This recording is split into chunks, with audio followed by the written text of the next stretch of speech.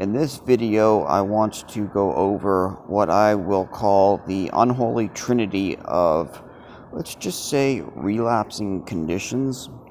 I don't want to say triggers, and I don't want to say cravings, because I don't feel like those words are comprehensive enough to describe this. But it really is like one of those situations where we might call it a perfect storm condition, where one can be in recovery and one can experience, one of these three things or even two of these three things and be able to survive and get through and maintain the sobriety. But if all three of them are thrust upon one's poor emotional state all at the same time, well, it can be a recipe for disaster. And not to beat around the bush any longer, one of the main reasons why this channel was down for over a year was because I did, in fact, relapse in the summer of 2020. So we're going to go into that significantly over the next couple of weeks, both in, genuine, heartfelt, sobering videos, but then also the heavily romanticized and poeticized tales from the drug world that people also seem to demand from me on this channel. But yes, so I want to kind of go into how I was affected by this unholy trinity of relapsing conditions in the summer of 2020, and exactly how it led to me throwing away 4 years away from opiates to dance with the devil for what I thought would be one last time. So, condition number one, we're just going to call this your classic craving, classic craving for intoxication, for escape, literally like wanting the effect of the drug itself. And it could be just, wanting to feel the euphoria, the physical euphoria, the emotional euphoria. It could be wanting to feel the escapism, switching off the overacting mind and escaping one's daily life into wherever magical land you might end up. Yes, so just craving the effect of the drug itself. Second of the three conditions making up the unholy trinity would be craving not the drug itself, but the thrill of the chase. It could be like, I know that, some people like to go skydiving, some people like to go streaking, some people like to go bull riding or whatever. I've always gotten a sick thrill out of cold copping, basically walking the streets of a dodgy area and attempting to find drugs to purchase.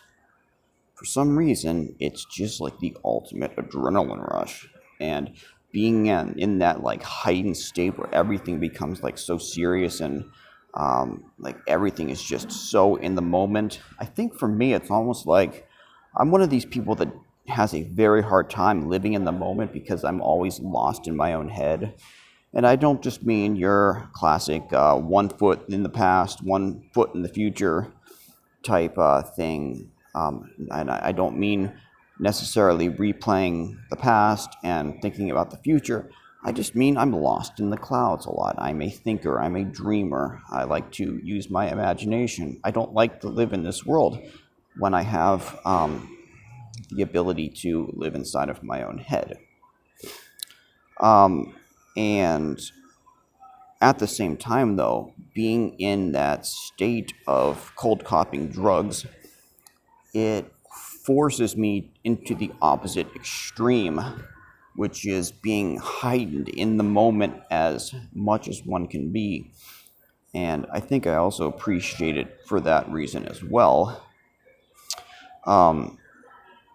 And then there's also like an escapism factor that works with the thrill of the chase too, in that like I said, with condition number one, you're wanting to escape just because you're wanting to switch the obsessive thoughts off, or maybe you have some magic land that you go to on your drug or whatever.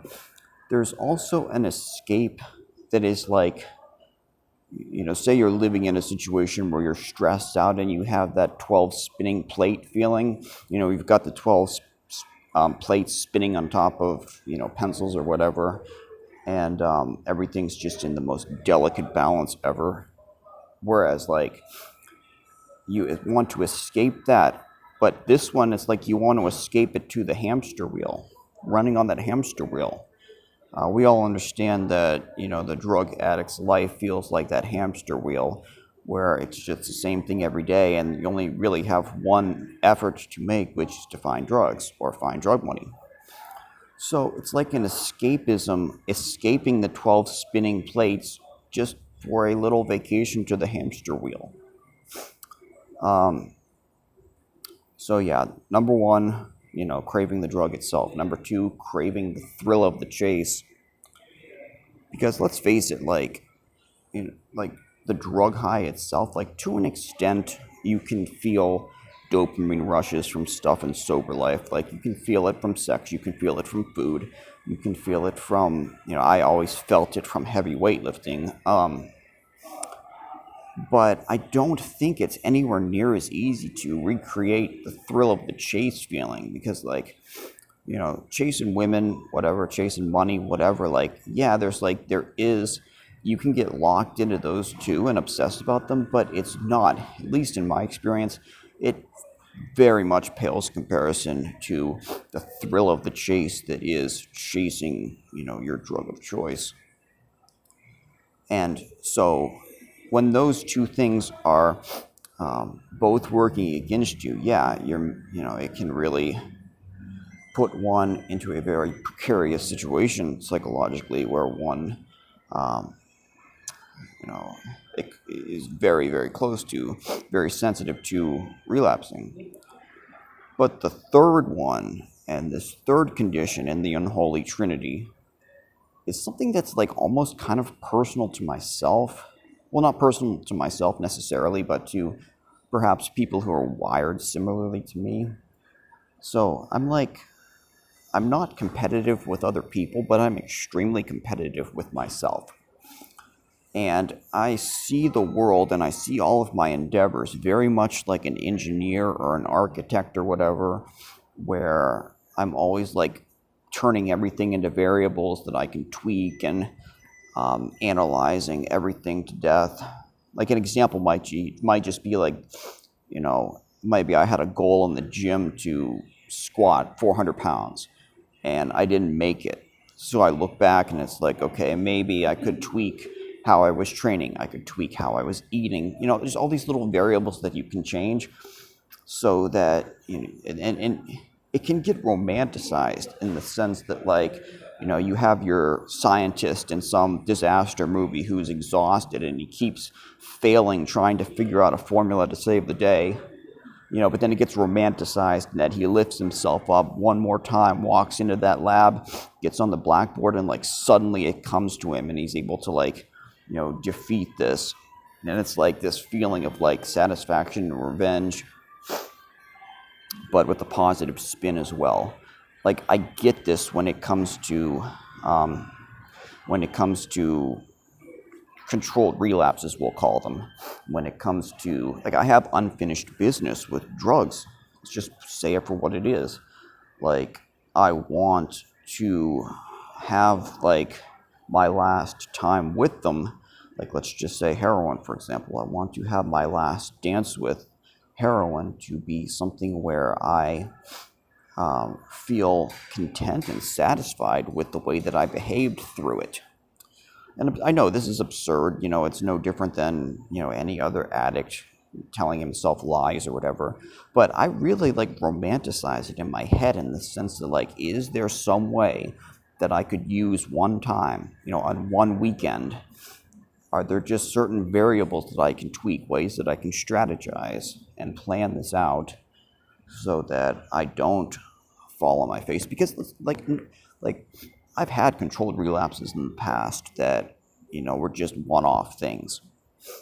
And then I've had ones that it really is playing Russian roulette. You don't know. If you've been clean for a while and you try and use one time, it could be, just be one time. You succeed, and then you're clean for another months or years or whatever. Or it could be the first domino in a terrible domino display that sends one into a downward spiral that has, untold horrors. You just don't know. But there's like this revenge where it's like this element of like being competitive with myself, this element of, I guess maybe we'll call it some type of control thing. Like, it's not even about craving the drug high. It's about craving the satisfaction of strategizing, planning, engineering a controlled relapse and succeeding. Like, it's craving that. And I know this sounds ridiculous, but like I do in my head romanticize it like that scientist in the disaster movie trying to save the day. It's like I want to like look deep within myself and come up with some successful way. So I was in a situation last year where, like last May and June, right about the time when I stopped making my last videos, like I was dealing with probably sum total the most stress I've ever dealt with in my life. I was working a job that had me so stressed, both due to COVID conditions at the workplace and also because like I'm not good at being in management or a team leader. Like I'm good, like I can lead a team logistically, I can strategize stuff like that, I can plan, I can divide labor and all that stuff, but I don't want to be in charge of human emotion. I hate it. And I was working a job where I was in charge of human emotion, and it was getting really, really, really, really stressful for a couple of reasons. Anyway, and then I also had my mother was dying in a nursing home, and like I couldn't visit her under COVID. And then just a couple other like social things, dealing with the lockdown and all of the changes, that my stress was peaking. So I was in a situation where I was craving that escapism because it did feel like the 12 spinning plates, and in a weird way I was craving that one problem versus one level 10 problem versus 10 level 1 problems or something like that. I was also craving the escapism from the neurosis, from the neurotic thoughts, just escaping into that blissful state of heroin. And yes, I know the heroin is largely gone. So when we're talking about relapsing on heroin, we're talking about playing Russian roulette with fentanyl. And believe me, I will go extensively into this in future videos. But and then, it was just that feeling of, I think because like I had been working out really hard in the gym, so I was like being really competitive in that way. And then the gym closed under COVID lockdowns, and just a couple other ways that I was being competitive with myself in life were like abruptly cut off. And and I don't know, perhaps it was like that, where it just, that need to try very difficult stuff and engineer a way to do it jumped onto one of the worst possible things it could jump onto. And so I was in a situation where the Unholy Trinity, all three of them were kicking hard. And I'm almost at 15 minutes on this video, so we'll wrap it up. But like, I'm going to definitely make videos over the next week. One, I will tell the story of how I actually did relapse. And I will tell it in a way that is very entertaining. Because at this point, like, what else can you do but laugh and be silly and romanticize stuff? And then I'll also tell the story of, again, I talk about all of this relapse talk and relapse craving talk, it's about being, an old school heroin addict and missing the old school heroin. And then a relapse, necessarily means fentanyl, fentanyl, fentanyl and stuff. So I will tell the story of my, the quest for old school heroin. And so we'll cover that, plus a couple other things, thoughts and whatnot that I've had about neuroscience and psychology and whatnot. So, yeah, back to daily videos, hopefully.